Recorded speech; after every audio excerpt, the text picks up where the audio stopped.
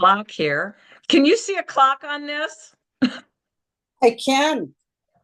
Doggone it. I have no idea why that's up there.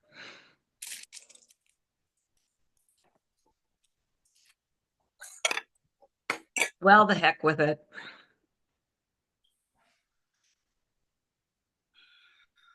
There. Didn't do it either. I love technology, said nobody ever. All right. Well, Jodi, girlfriend. Well, hi. Oh God, I live for the days when my mass communications degree was actually still valid. And I had somebody on the other side with a camera, and things were so much easy because all I had to do was be a talking head. But Jodi Carlson is my guest today, and my dear friend, I'm happy to say. And Jodi, you and I are troublemakers. Did you know that? Well, I tell you, it's been a few years, and we've exposed a lot of stuff, and it's been an interesting times. We live in interesting times. We're going to expose some more today, but I thought it was rather funny because I know you've attended a bunch of council meetings, and I attended a forum a couple of weeks ago. And I'll just put it this way, it was cute because we had open questions, and I was asking a question of one of my House representatives. And after it was done, I turned to my husband and I said, doesn't hide his body language very well. I said, because the disdain just dripping off this guy was tremendous. And and Bruce goes, yeah, you're kind of right. And I said, well, we like asking hard questions because they need to be asked. Well, they do, and I think we know in Grand Forks, and probably you the same in your area there, that we've lost so much media. We don't have a newspaper, essentially. We don't have any TV shows. And right now, over the past few years, we pretty much see the government doing just what they want, because the media coverage is pretty much the lapdog of the city council and the county commission, and people are just so unaware of what's happening in their community. At the federal level, and it gradually trickled down to where the governors and everything else all managed to get control of the paper. And of course, that's a lot. They'll say they don't take any money directly, but there's advertising dollars, and then there's also Yeah. access. You see, if a government entity wants to shut down access to reporters and stuff, well, the paper won't be in business long, and papers are struggling. So you look at the advertising dollars, you look at the access so they can write news stories, and pretty much you have your media by the throat. Yeah.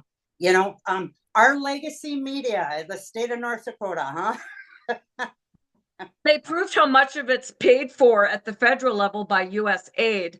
And I'm very disappointed that it has come to this where every time you read a story in the media, whether it's at the state level or whatever, that you're forced to do your own research to find out what the actual story is beneath the propaganda. Like, for example, with the casino that came Yeah. that wanted to come in, that bought the land and everything else. I was really shocked by that casino because they had already bought the land. One would think that unless they had been assured that this was going to be a viable spot for a casino, one would not have bought the land. Someone Well, had to you would assure think them. so. And that land purchase was actually somewhat recently, within the last, I believe it was 3 or 4 years. The market analysis, which I'm still trying to figure out, this market analysis that was done either in March or May of 2022 to determine the feasibility of a casino within the community. Right. I believe, but I'm not, like I say, I haven't been able to take the time to look into it. I believe that the city paid for that market analysis. Although That it would be is said that, interesting. well, it would be interesting because Yes. it seems, you know, every month, for those that don't know, if you go to the Grand Forks City Council page, and if you, for meetings, for minutes and agendas, etc., if you click on the actual meeting date, it will give you a line by line item of all the paperwork that the council members are seeing. If you just look at the agenda, if you just click on agenda, that's all you'll see. But if you click on the actual meeting, you'll get the actual paperwork that they see. And at the bottom of that page on a monthly basis, I don't know if it's the first meeting of the month or the last meeting, but you'll see the previous months, what they call it is vendors report. And you'll see in that vendors report all of the payables that have gone in and out of the city.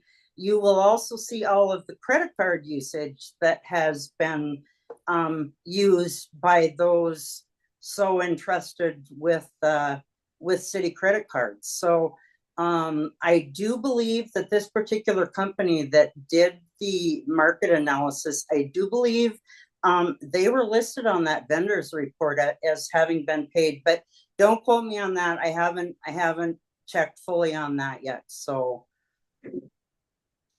Another person that does research, they have a tendency to bury stuff or cleverly name it. Just like with yeah, our legislation, usually I've been telling people if a legislative bill says one thing, it's probably going to actually do the exact opposite. yeah, yeah.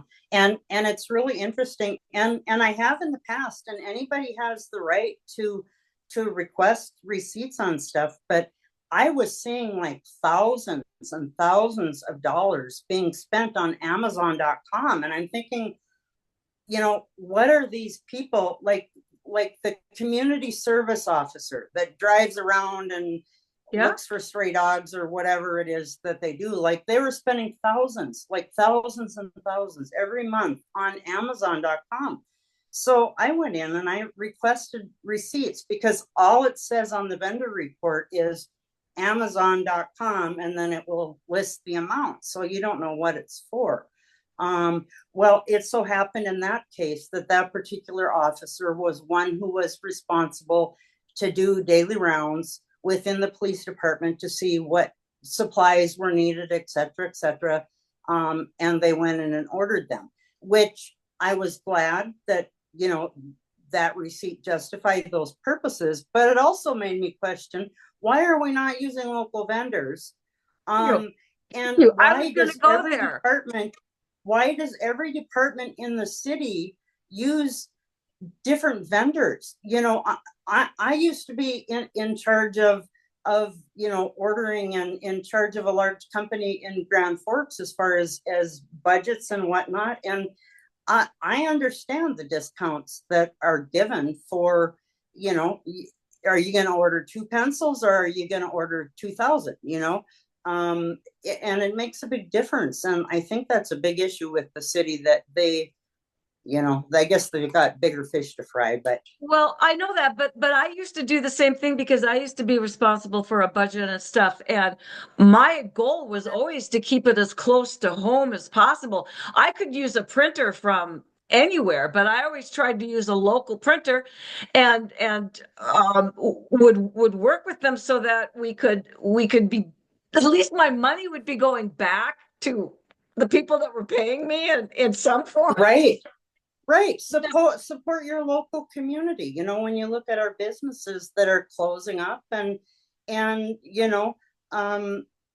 just think things could be different. I know that there is a current bill in the state right now that is asking the state to, it's like a group purchasing contract for, within state agencies, rather than everybody orders their own kind of stuff. I think that the city needs to look at that. But I have more important things to share with you, Kit. I am somewhat appalled. We had a city council meeting on February 3rd of this month, of last month, I guess it was. I did speak at that meeting, and I spoke about the pilot projects, which I'll get to in a minute if we have time. But so I was at that meeting. I stayed from beginning to end, and I never once heard there were representatives, Mr. Azur, the tribal chairperson from the Turtle Mountain Yep. Band of Chippewa Yep. was there, and him and his attorney got up and spoke a little bit, but so I listened to the entire meeting, okay, and I heard nothing about county involvement for this casino.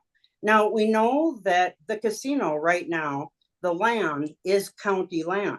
It's not in the city, although the plan was to annex it, but it's not in the city. So I was giving the county a bad time on why they're not involved in it, or why they're not involved in Epitome Energy. The city already has pilots and development agreements signed with Epitome Energy, and it's not even been annexed. It's not even been purchased yet, let alone annexed to the city. But they have agreements all in place and ready to go. But interesting, at that city council meeting on February 3rd, and if you want to listen back to it, anybody, you're certainly welcome. Not one thing was said about county involvement. Okay. Then I tuned in to the county commission meeting the following day, February 4th. And Commissioner Rustad, who, if you don't know, Commissioner Rustad and Mayor Brandon Bochensky and Todd Phelan and Keith Lund and who else do we want to throw in there? Our Sheriff Andy Schneider. It's the good old boys. It's the good old boys club. Okay. So for those that don't know that they are the good old boys club. So I tuned in to the county commission meeting, and at the last minute, Mark Rustad asked to have something added to the agenda, which they were kind of mumbling. The sound system isn't really great there. They're going to improve that though. Sure they are. But you know what was added to the agenda is that the city council had met, and this was what Rustad was requesting. The city council met the evening prior to this meeting, and they have asked for county support as well as requesting that he be a liaison as a county representative, as a county commissioner, that he be a liaison with the city to sit in on meetings to develop this casino. Okay. Yep. I was at the city council meeting. That never came up. So Rustad shows up at the county commission meeting the next evening and says he was asked by the city council, the meeting the previous night, to be the liaison from the county. No, that never happened.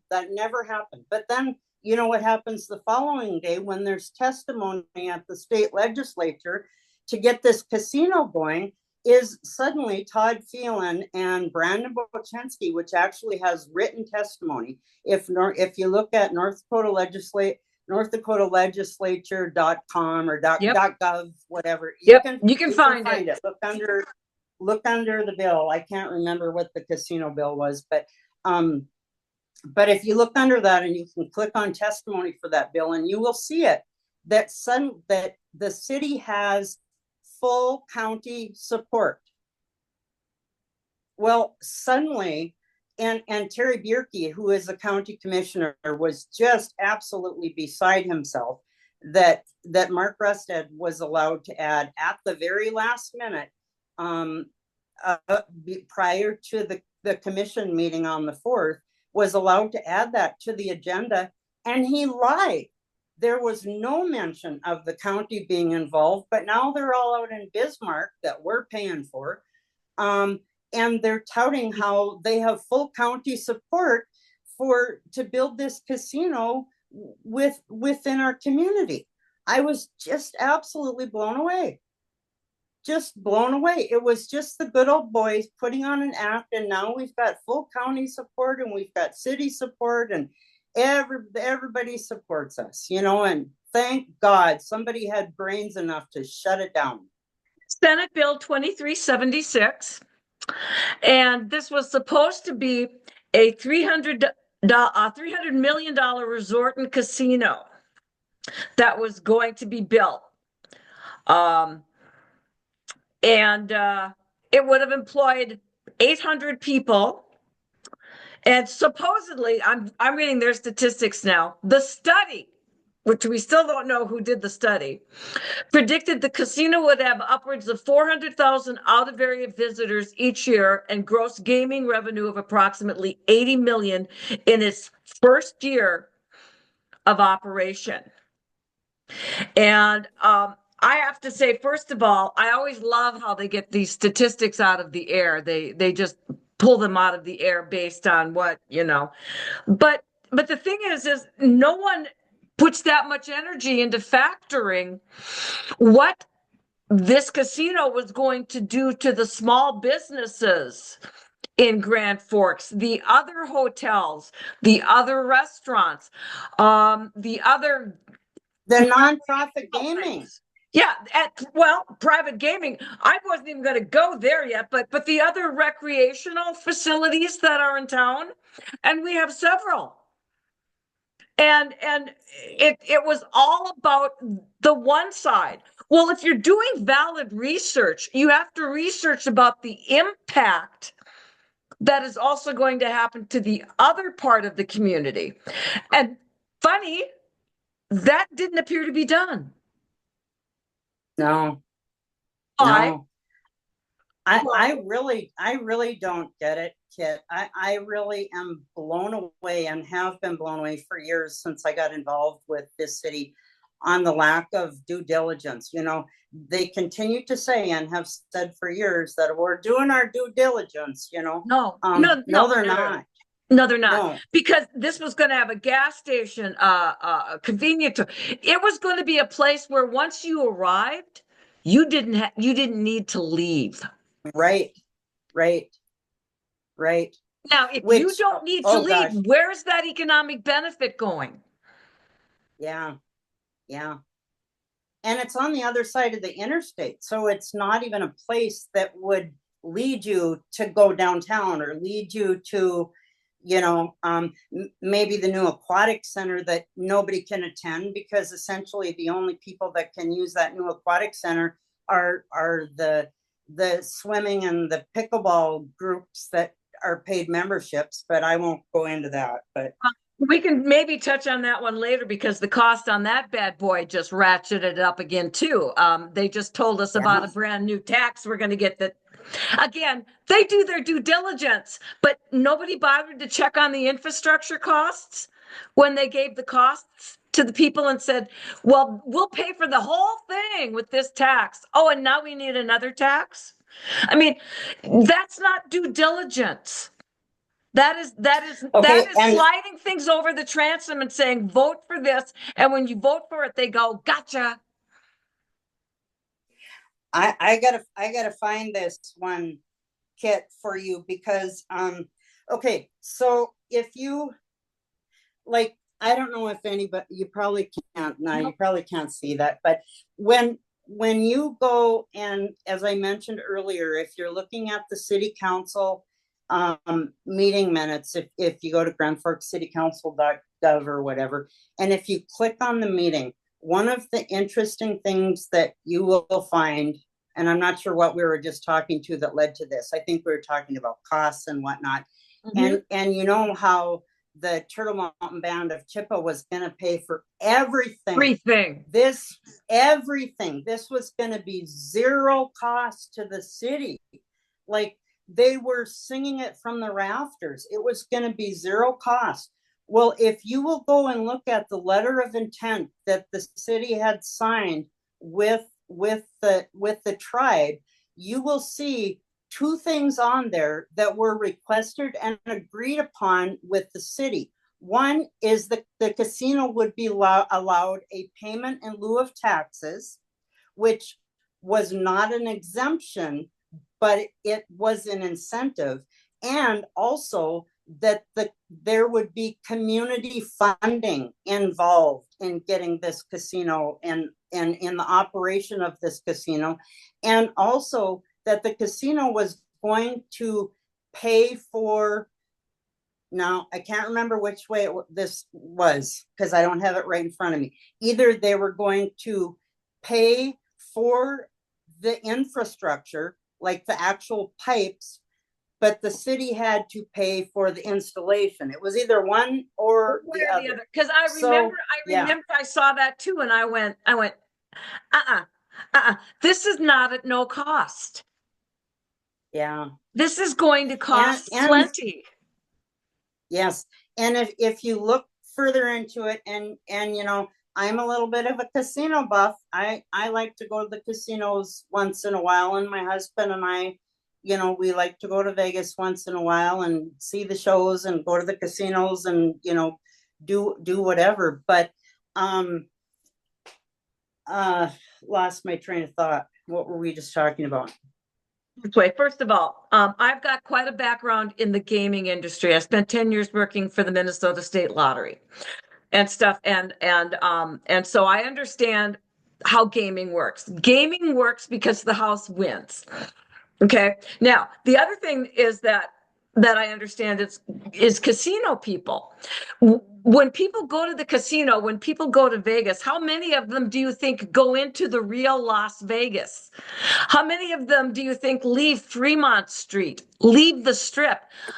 And because there is no Fremont Street or Strip here, how many people do you think are going to go to that casino, leave that casino to investigate Greater Grand Forks and all it has to offer? Answer, damn few, if any. Yeah, I've probably been to Vegas 20 times, and between the Strip and Fremont, I've never been anywhere else. Oh, I can't say that. We did go on a helicopter ride one time, but that was about it. Well, because I don't like gambling because of my background with the gaming industry and stuff. When we go to Vegas, I demand, because I go, okay, we're going to spend one day. We're going to Red Rock. We're going to a bunch of other places that aren't touristy. But in general, because we usually were there with groups of people, we were the only ones that left the casino area. Nobody leaves. Yeah. Because the casino is designed, when you put these things together, when you build them, when the architectures go to work, they're designed to suck you in, hold you till you're ready to leave, and then you escape and the next person takes your place.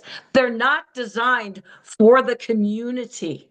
They're designed as an encapsulated universe because they don't want your dollars going outside. That's why they would put in the gas station, the amusement park, the convenience store. It would be your universe. So when they tell me that this is going to be economic development for Grand Forks, I went, who are you kidding? Are you mad? And I just remembered my thought when you were talking about gaming and how it makes money because the house wins.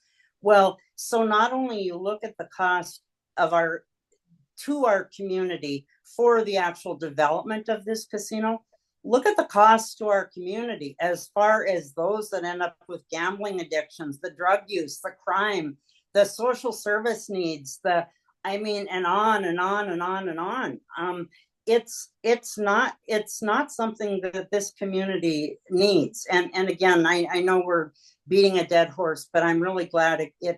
Well, the thing is, it may be dead today, but things like this have the nasty way of returning much sooner than we think, because somebody somewhere has guaranteed someone and has gotten something for that guarantee, and now they need to make good, because this is quid pro quo time. And so I'm just sitting here waiting.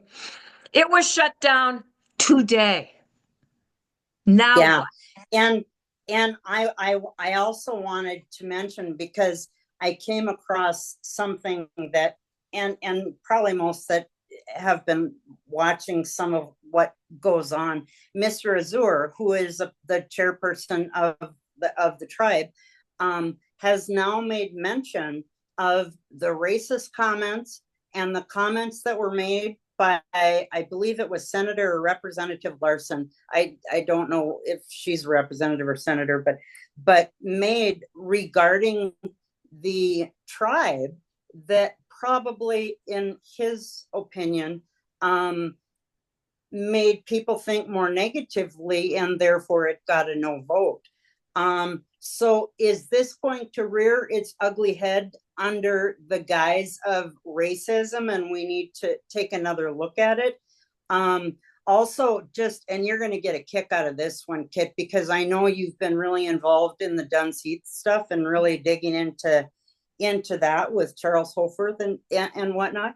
At the city council meeting on the 3rd of February, when all the representatives of the tribe were there. Now, we know that Charles Hoforth was building an RV manufacturing plant in Dunseith because of why? Because it is the highest poverty, highest rate of unemployment in the state, or just about. I mean, it's a very, You're not. It's bad. it's bad. Well, on February 3rd, at the end of the meeting, I took the opportunity to meander over to the folks that were there representing the casino, and they were telling me, just like Doug Burgum, they just have buckets of money. Their money, they're going to pay for everything. They have so much money that they make.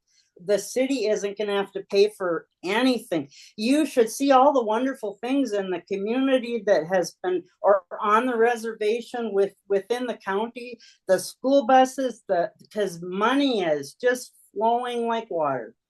And Nice to know.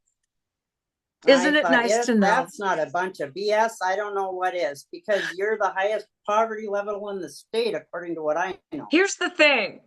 There's money there. It just doesn't get to the people. Yes. Yes. Plenty of money there. There's Yes. plenty Yes. of people living large there, but it's the small little percentage, and then everybody else manages to get whatever trickles down. The trickle down theory doesn't work really, really well in this case, because it never is allowed to be released from the grasp. And it's the same problem I've got, is they keep telling us about all the economic benefit that's going to come to the people when they do things like this, like Fufang and the casinos and everything else. But when I sit back and do the analysis, and as a business person and a marketing instructor, I sit back and I do the analysis and I go, that's not going to go. No, that's not how this is going to work. And if you even just look to history, that's not how this is going to work. Yeah, I mean, yeah. And then Well, we're still going to be paying for it. The pilots, yeah. that's our money. Any grants, that's our money. I mean, I don't understand how anybody could look anyone in the face and go, this won't cost you a penny. Right there. Well, and I've been after the city as far as an update on Epitome Energy, the soybean crushing plant, which I was assured that there was going to be an update. Well, I was either at, or I listened in on the meeting where there was an update for Epitome Energy. And if you know, in doing my homework and looking at their previous investors, it was 2 Chinese companies. That's who their investors were. And once that came out, everything went silent. And suddenly you didn't hear about Epitome Energy. You didn't hear anything. Now apparently they are breaking ground this fall, is the last word that's heard. But when I listened in on this meeting, because I've been asking, who are the investors? I want to know who are the investors. They're I can't remember the name of the Federal Disclosure Act where you need to uh, be transparent with your ownership and your investors. Again, I can't remember the name of it, but it's something that has kind of gone back and forth federally. But right now, that is the law, that you need to disclose who your investors are. You know what the update I got on Epitome Energy was? Is now there are investors involved and there are banks involved, and you never believe what is signed between them all. Non-disclosure agreements. Yeah. Non-disclosure agreements. Not surprised. And for example, what a lot of people don't understand, if you look at this Summit Carbon Pipeline coming through here, 3 of the top 5 investors in this CO2 pipeline: South Korea, Saudi Arabia, and China. Yeah. Yeah. I'm trying to follow the I believe it's a Senate bill that was initiated by Hoverson. And I know Ross Kennedy, who was really involved in Fufeng, I know he went to testify on that bill a couple weeks ago. I haven't had the opportunity to look it up again. But boy, the last I looked at it, if you're a China investor and you have not already been here and proven yourself for the past 7 years, and that you already have an agreement in place with CFIUS, you're not coming here. But I don't, I'm sure that will change based on what they want. Just amazes me is how they lie right to your face. I'm going to use my little town of Hillsborough here. 4 weeks after announcing the city may need a $20 million in electrical upgrades in the next 5 to 10 years, the city commission took 2 steps aimed at beefing up the city's electrical grid. They're going to do a grant application, of course, that's our money, to the state, requesting up to $3 million that could be used for electrical improvements. The U.S. Department of Energy distributed $7 million, again, our money, in federal money to North Dakota to pay for electrical upgrades. And the grant application would cost about $4,000, and it's seeking again $3 million. But we think that would be a really good investment, says the city. Again, our money. Now, here's the kicker. Why do we need these upgrades all of a sudden? Because Applied Digital Corp broke ground on a 100-megawatt high-performance computing facility data center about a mile west of Ellendale. Reese said, the caller from that center said that a data center in Hillsborough could mean as many as 200 new jobs. However, the conversation didn't move forward because the city doesn't have an existing power supply to meet the data center's needs. Well, and where would the water come from? How are they going to cool it? That's a completely separate issue. But let's just look at the electric here. Suddenly, the city needs $20 million in electrical upgrades, just out of the blue. And Applied Digital Corp just happened to put forth an interest in coming to Hillsborough, but only if we upgraded our electrical. So and 200 employees. That is BS, because I can tell you Core Scientific here in Grand Forks, I think they have 5. It's not many.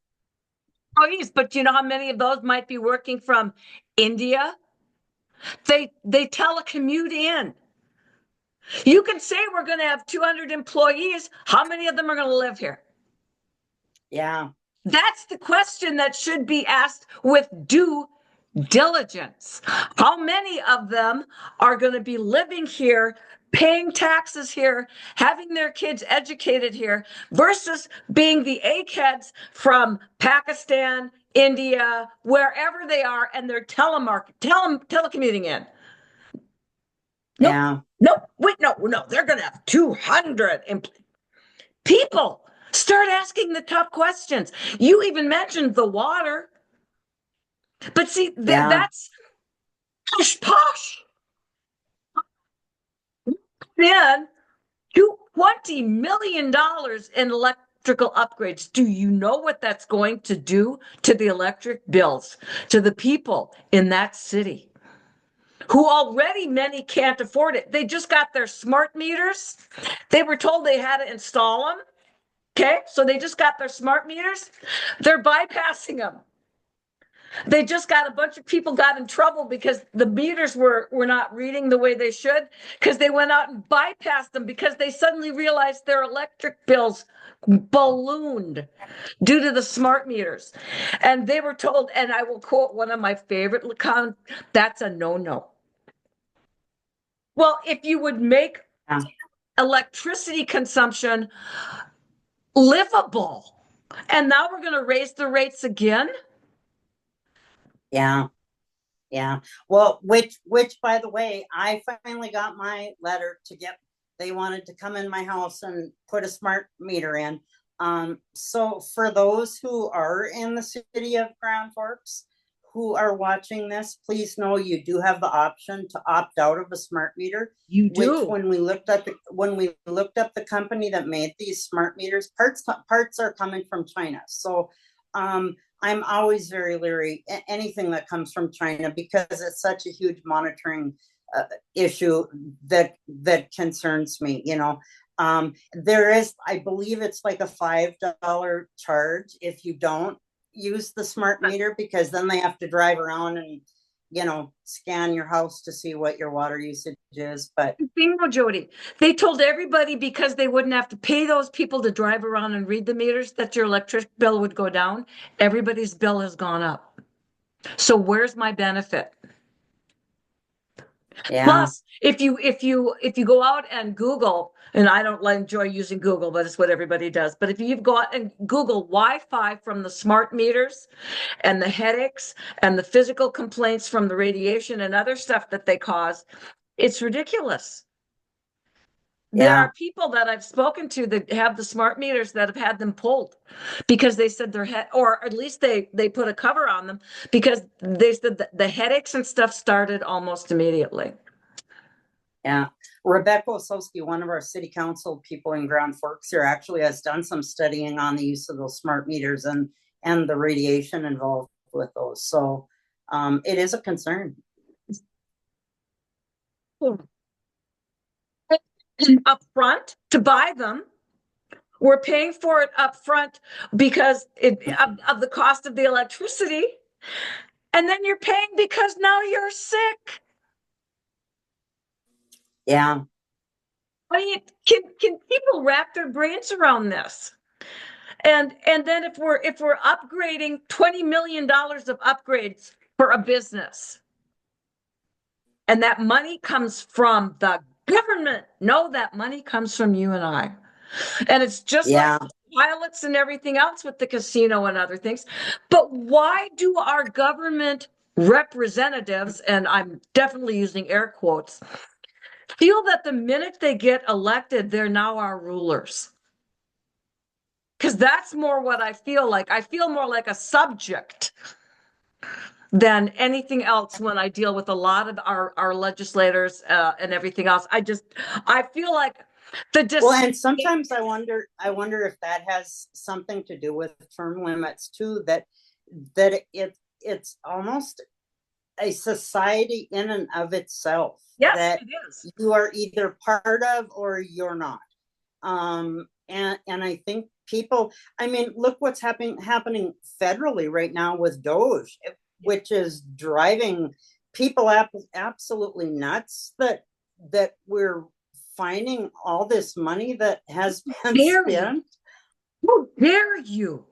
That's the reaction is, how dare you ask an employee, name 5 things you accomplished this week.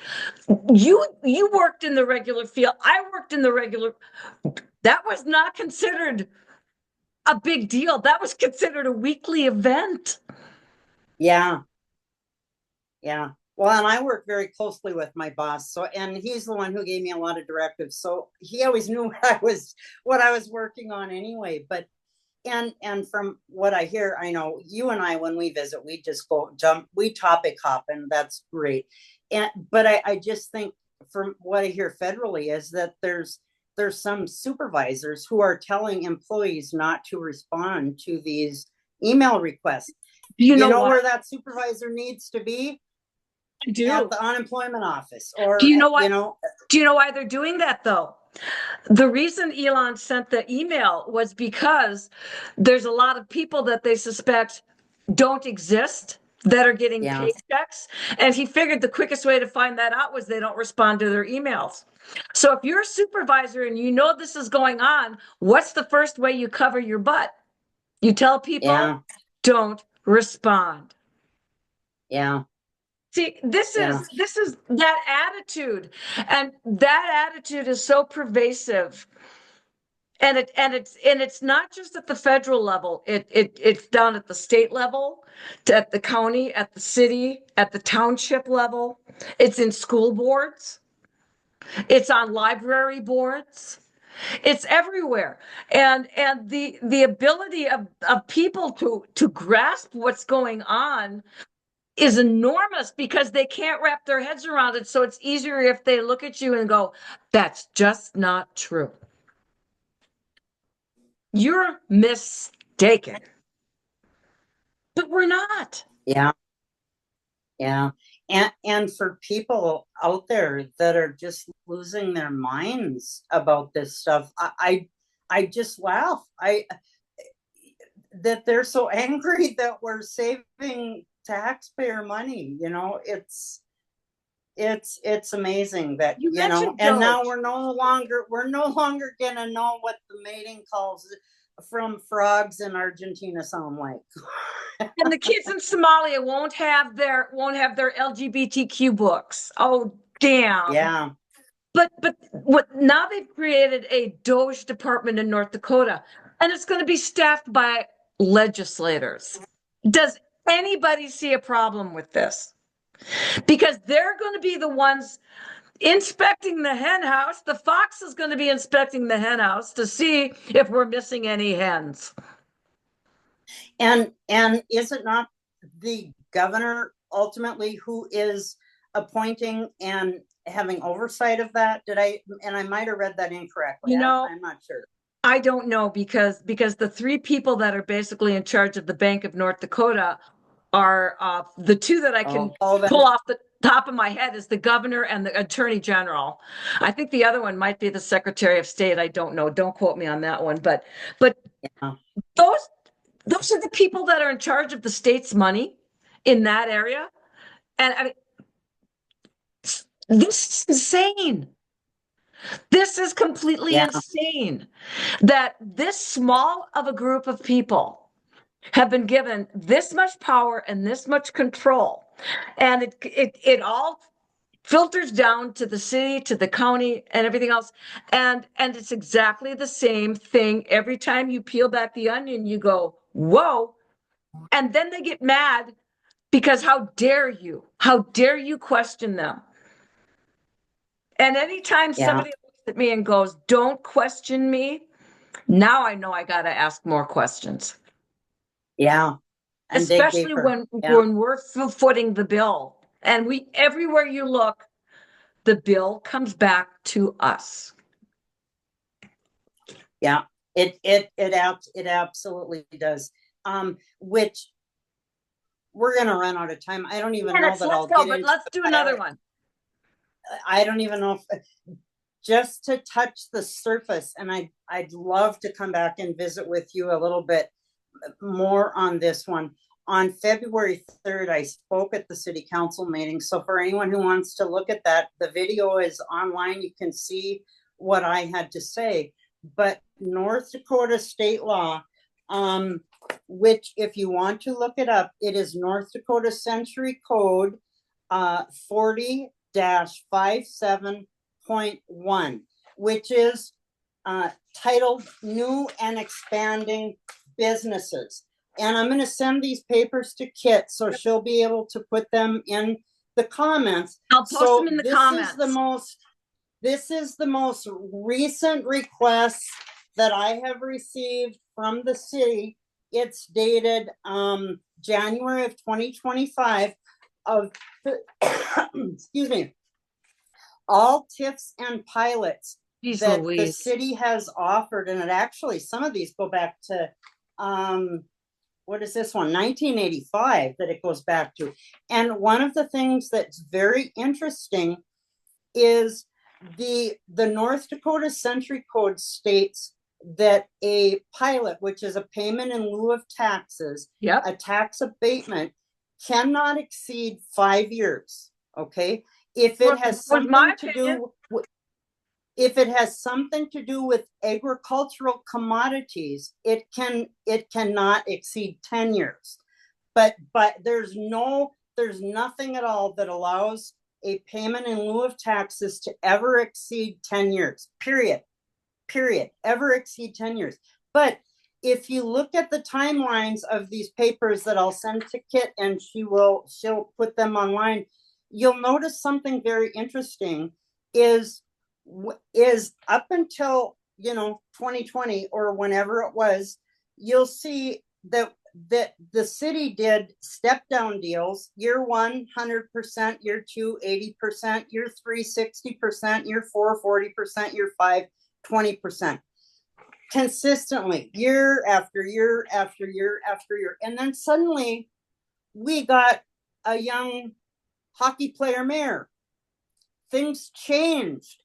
And suddenly we are giving 90% for 20 years. 90% for 20 years, plus another 900,000 from the growth fund, 90% for 5 years, plus 80% for 5 years, 90% year 1 through 10, and then 75% year 11 through 20. Absolutely insane. Okay, I'm just going to say that because I know we're going to run out of time. We're so good. I want you to take a look at these we got 20 papers. minutes here. Okay, but I also want. I wanted to just point something out. This is why they didn't want Measure 4 to pass. Right here. Right here in a nutshell. Yeah. Yeah. Well, right here in a nutshell. Where else are we going to get money if the people don't pay for it? If you actually look up the North Dakota Century Code 40-57.1, which I will actually, I had it pulled up on my phone here. Give me 1 second.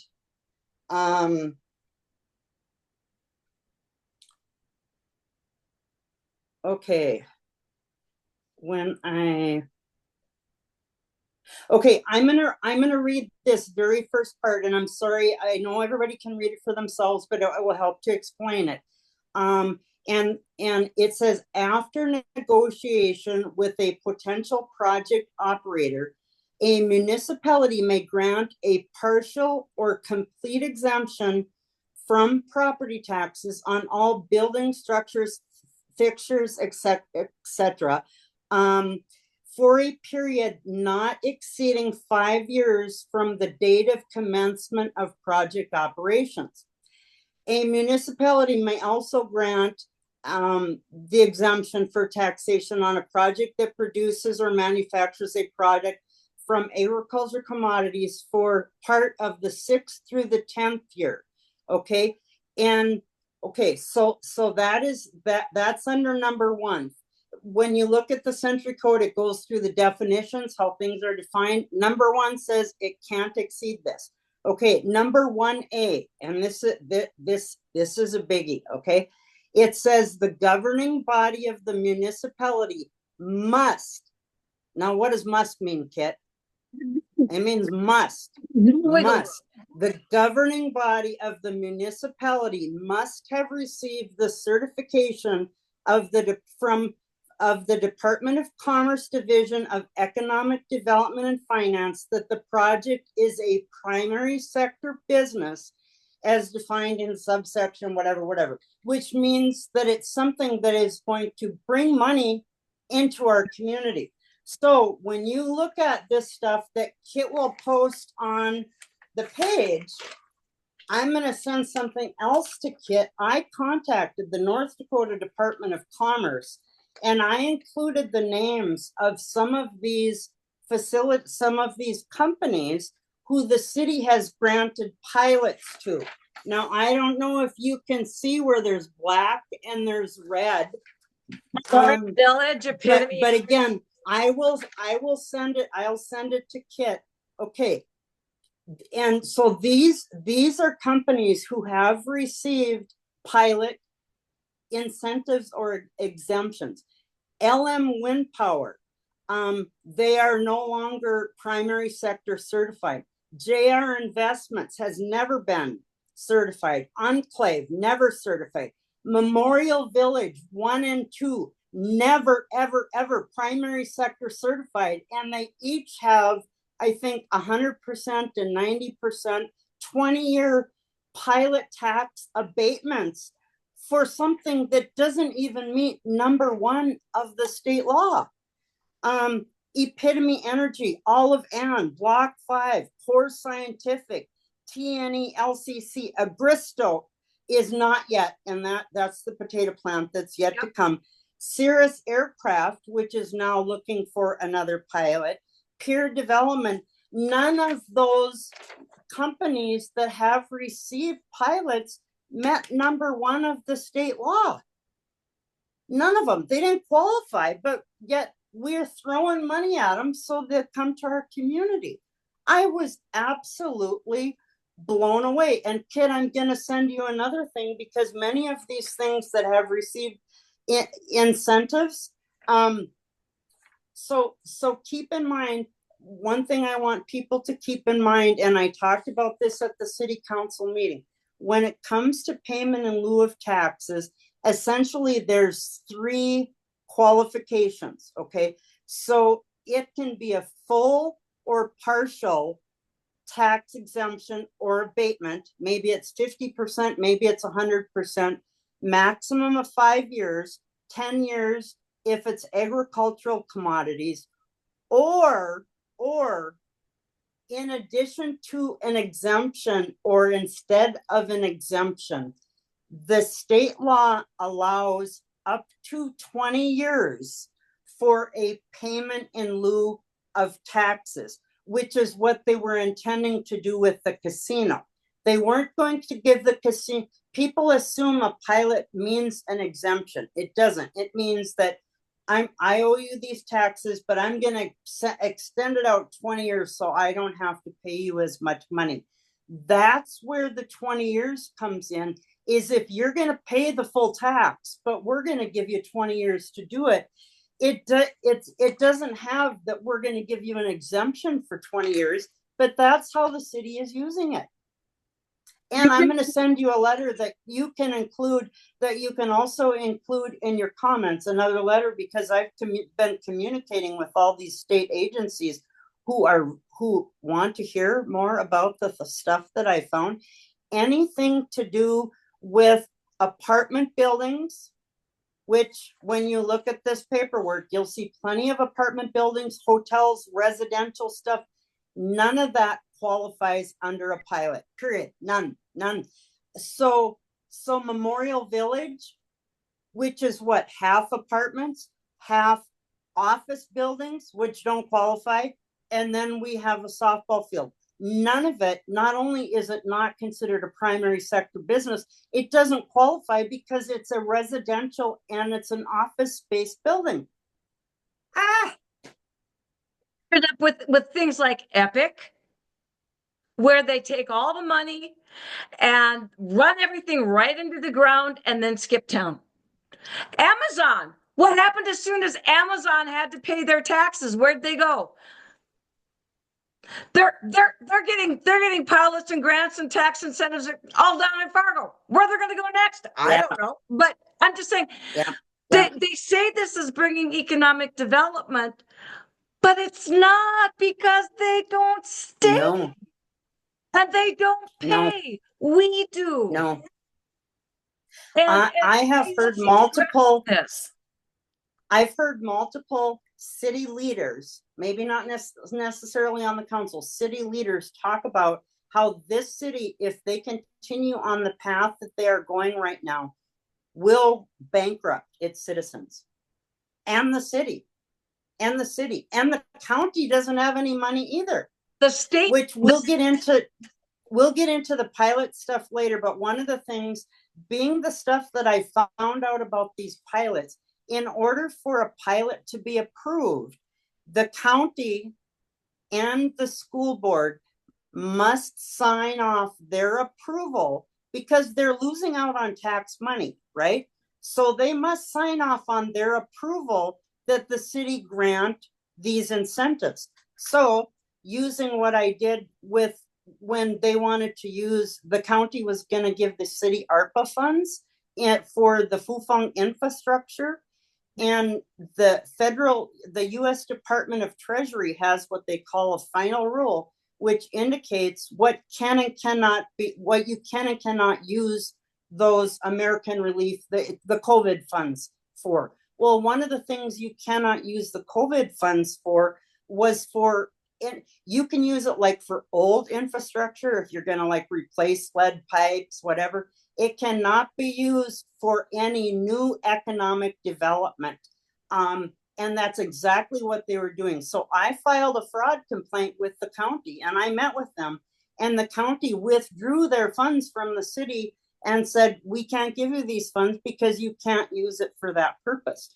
So in signing off on these pilots, the school board and the county commission have been signing off on these illegal pilots. So what I've done again, I filed a fraud complaint with the Grand Forks Public School Board as well as the county commission. I've had a meeting with the county commission. Mr. Terry Brenner, our wonderful superintendent who needs a mentor so he can do his job correctly, declined to meet with me, but was going to pass on all of my information to his attorney so that they could review and make sure that they were following North Dakota law with signing off on these incentives. It's absolutely unreal, Kit. You know, if they spent as much time doing things correctly as they do, trying to cover their butts, doing things illegally, do you know what? We wouldn't be, you and I, you'd be grandma. I'd be learning to knit because we wouldn't need to be here being, quite frankly, bitches on wheels. But you want to know what? I found out really early, asking nicely got me nowhere. No, you're very easily ignored. Yep. But when you stand up and you make your voice heard, and now Bochensky, you know, at the end of the meeting, if anybody cares to go back and look at that meeting from February 3rd, I had one sentence left. I had practiced, I had everything written out that I wasn't going to exceed 5 minutes. My one sentence that I had left to say was, if any of you care for copies of any of my supporting documentation, I have it all with me tonight and will make it available to you. That was my last sentence. That's all. He cut off my mic. He overspoke. He would not let me even get my last sentence out. My 5 minutes were up. That was it. Like I said, the body language from some of my legislators when we walked into the forum was interesting, because they do not like being challenged, and they will do anything within their power to see that people like you and I and the others that stand up, God bless them, the others that stand up in North Dakota and demand some answers from the people that are supposed to represent, not rule us, is amazing, because disdain is too light a word for what they feel. Back to just a quick on pilots, because now the school board and the county commission are a little bit under the gun right now. And interestingly enough, the city is either at this next meeting or I can't remember, this next meeting is a city council meeting where, you know, citizens can speak at. They were going to do a presentation on pilot incentives. Okay. But since you can speak at a city council meeting and not at a committee of the whole meeting, guess when they're going to do their pilot presentation? They're going to delay that by a week. So they're going to do it at a meeting where no citizens can speak up against what they're doing. That convenient. But this is what we're running into. You speak up and complain at a school board meeting, and you're a domestic terrorist. The FBI investigates you, just like you. 5 minutes. Boom. And they didn't want Yeah, it 5 minutes. They wanted to give you 3. I mean, yeah, yeah, if you cannot support your position without muzzling people, without censoring people, without the visible disdain of the people that pay your salary, get out of politics. yeah, yeah. And the reason too, when I say that the school board and the county are a little bit under the gun right now, and they have delayed doing this pilot presentation, is because the city, not only is our state, not only is there a bill in our state right now in order to give $30 million to a Belgian potato plant to come to the state of North Dakota and be built in Grand Forks. They also want a 20 or 100% tax, or excuse me, 100% property tax abatement for them. So they're going to delay it by a week, do it at the committee of the whole, give the presentation, make sure that the county and the school board get the correct information about pilot agreements. And because the city is holding off on getting those pilots signed, because there is current fraud investigations ongoing between the county and the school, and they're worried they're not going to get it approved. Form I asked about eminent domain and stuff because of the carbon pipeline and stuff. And they tripped all over themselves going, well, our legal counsel informed us that that we are right in this matter. But the problem is the legal counsel is all for the state. It's not for the people. So what do you think they're going to decide? And what do you think? Well, yes. And we saw how crooked yes. Gosted was with Fufang, where, boy, as long as he could keep Fufang going, he always had pocket money. So he involved the police, he involved the FBI, if it was him that involved the FBI, I'm assuming he had a part in it. But as the longer that we can keep these things going, and they're breaking the law. You see, the law's not for them. That's for us. And they keep rewriting it, even when it's written as clearly as your century code that you quoted. That doesn't apply to them. Wouldn't you like to have somebody say, okay, so you can stretch your taxes out over 20 years? And then when you get to that point, we're going to forgive them again? But no, we can't have that happen to the little folks, because that only applies to the anointed ones. They get to do that. Yeah. I'm really I'm going to put another, can I put one more spur in yes. your boot before yes, we go please here? Do. Because I just heard this morning. Now you understand, throughout all these counties in North Dakota, like, everybody is trying to either build new or expand their jails, right? Yep. Because we can't take state money and add on or build a new penitentiary. Now, we are building a new penitentiary for women in Mandan. I don't believe that is completed yet, no. But that's not the majority of our need right now. So rather than the state taking on the responsibility to house people that have broken the law, they are booting the bill to the counties. And right now, I just heard, or I read something this morning, Grand Forks County, 500%. They must have really had an illegal alien, round them up. I don't know, but by 500%. And the thing is, when someone is incarcerated, and I've been having a conversation with Brett Burkholder, who's the director for the Grand Forks County Correction Center, until they are sentenced and actually moved to the penitentiary in Bismarck, we are responsible for their costs as well as their medical costs. So if they go to the hospital, if they have medical needs, they need teeth pulled, they need whatever, hey, let the citizens know. We'll write a check. Documented arrests that are up 500%.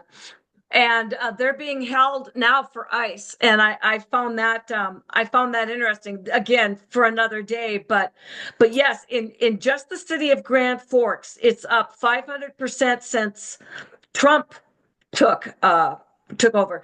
And there's a study out. This is funny because I found evidence that North Dakota is a sanctuary state, and I got people jumping all over me telling me it's not. It's right out on the United States government immigration website. And it goes down and it lists sanctuary states. I'll send you the link, sanctuary states and sanctuary cities. North Dakota is listed as a sanctuary state. And I have so many people saying we're a red state. No, no, no, no. Okay, so you can tell anybody you're anything you want. You can say we're not a sanctuary state.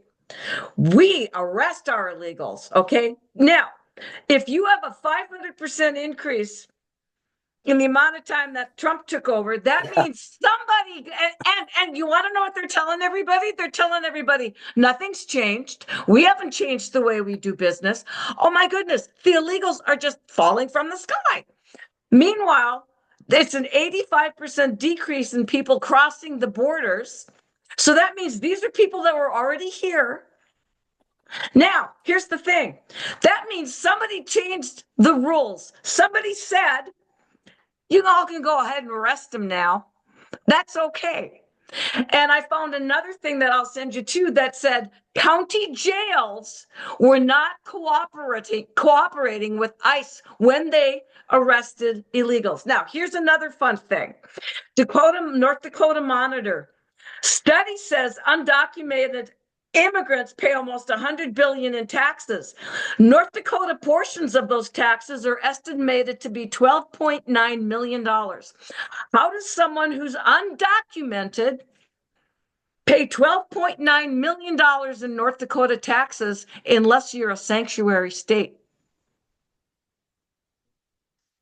You know, it sounds like being a person in Congress who makes $175,000 a year and leaves 8 years later having $83 million in their bank. I'm just left going, let's see, you're undocumented. So that means no social security number. You shouldn't be being hired in the first place. A whole bunch of but they're responsible for $12.9 million in taxes just in the state of North Dakota. That sounds like somebody is sanctuary stating these people's employment. And I'd be willing to bet you that they're still getting rental vouchers, health care, food stamps.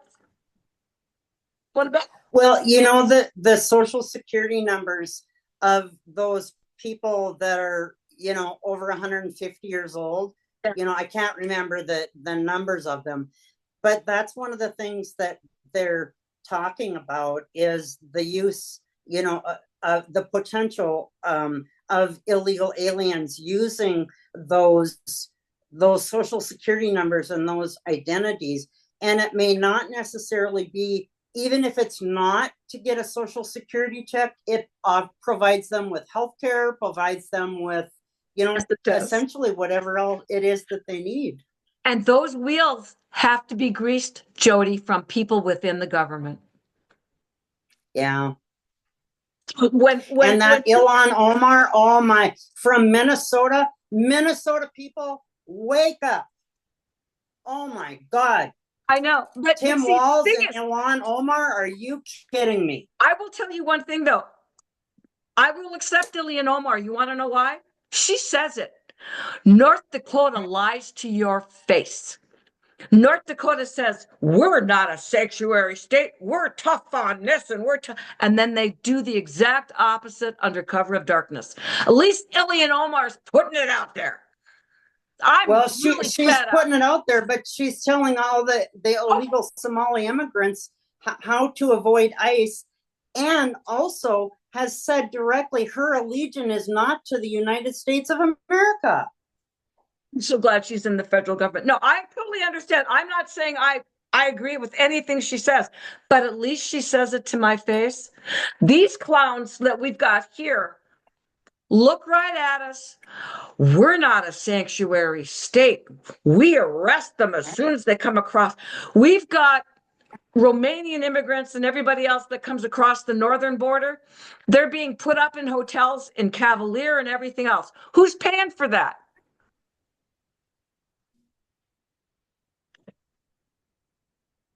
Wow. Well, and it wasn't. Why is ICE putting them in hotels and renting them apartments? Because our jails are full. I know. Me this. But we're not a sanctuary state, even though the federal government website says we are, and I'm listing all this stuff off.